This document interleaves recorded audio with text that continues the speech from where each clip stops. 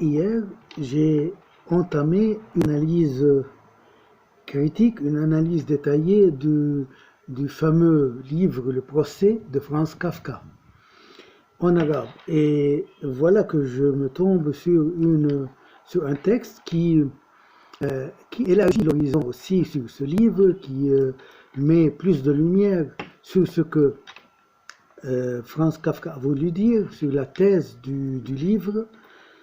Et ce texte, ce n'est que une des fables de La Fontaine, écrite 300 ans avant.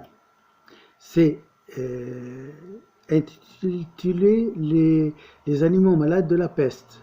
Tout le monde connaît cette fable et tout le monde n'a qu'une seule idée de ce texte, c'est que c'est le faible qui sera sacrifié toujours.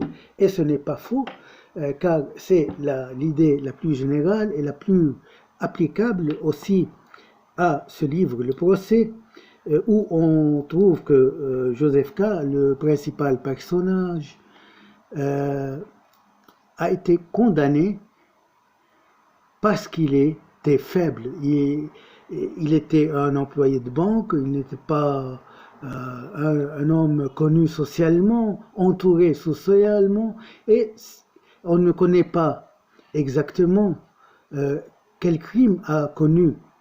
Peut-être il n'y avait pas de crime, et il était consacré, sacrifié parce qu'il était faible. Donc le plus faible de la société sera très faible et très il est un bon sujet pour les agacements de tout le monde. Tout le monde le piétine, tout le monde l'humilie, qu'il a commis un crime ou non. C'est ce que Kafka a voulu dire et c'est ce que la fable nous dit. Mais il y a dans la fable plusieurs idées à développer et à mettre en relief aussi. Notons que, par exemple, dans la fable, le lion, le renard, c'est eux qui ont mis les critères du crime. Parce qu'ils sont les plus forts. Donc on n'est pas ici en situation de valeur du crime, mais de ce qui dicte les crimes. Le lion a tué le berger et ce n'est pas un crime. Alors que l'âne a brouté de l'herbe et c'est un crime qui était très suffisant à le mettre dans la tôle et le mettre sous la guillotine. C'est ça le procès. Et c'est ça aussi Karl Marx. Qu'est-ce qu'il a dit, Karl Marx? Karl Marx, il a dit que c'est la classe dominante, c'est-à-dire qu'il y a la classe dominante, les riches, les plus forts,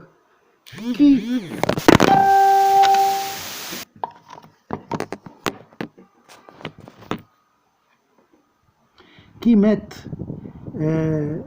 dictent les critères de la loi. Et c'est pourquoi maintenant on va lire cette fable et aussi en tirer les idées générales et intéressantes. Les animaux malades de la peste. Un mal qui répand la terreur, mal que le ciel en sa fureur inventa pour punir les crimes de la terre, la peste, puisqu'il faut l'appeler par son nom, capable d'enrichir en un jour l'Achéron, faisant aux animaux la guerre. Ils ne mouraient pas tous, mais tous étaient frappés. On n'en voyait point d'occupés.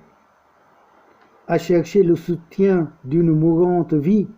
Nul mets n'excitait leur envie, ni loup, ni renard, n'épiait la douce et l'innocente proie.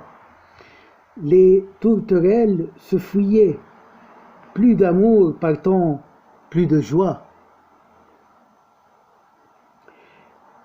Le lion tint conseil et dit: mes chers amis, je crois que le ciel a permis pour nos péchés cette infortune, que le plus coupable de nous se sacrifie au trait du céleste courroux. Peut-être il obtiendra la guérison commune. L'histoire nous apprend qu'en de tels accidents, on fait de pareils dévouements. Ne nous flattons donc point, voyons sans indulgence l'état de notre conscience. Pour moi, satisfaisant mes appétits gloutons, j'ai dévoré force moutons. Que m'avait-il fait? Nulle offense, même il m'est arrivé quelquefois de manger le berger. Je me dévorerai donc s'il le faut, mais je pense qu'il est bon qu'on s'accuse ainsi que moi,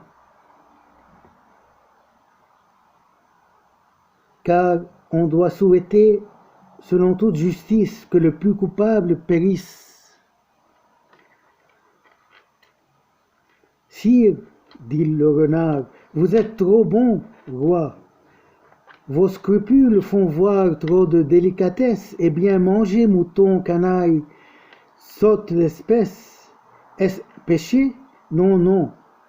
Vous leur fîtes, Seigneur, en les croquant beaucoup d'honneur, et quant au berger, l'on peut dire qu'il était digne de tout mot, étant de ces gens-là qui sur les animaux se font un chimérique empire. Ainsi dit le renard, est flatteur d'applaudir. On n'osa trop approfondir du tigre, ni de l'ours, ni des autres puissances, les moins pardonnables offenses. Tous les gens querellent leur jusqu'au simple matin. Au dire de chacun étaient de petits saints.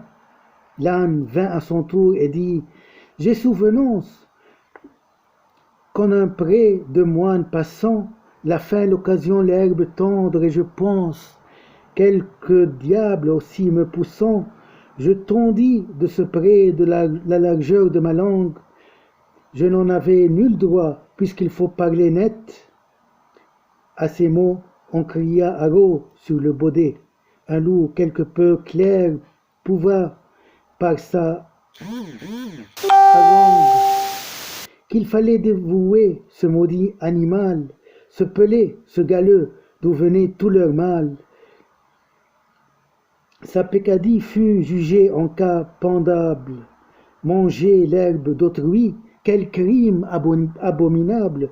Rien que la mort n'était capable d'expier son forfait.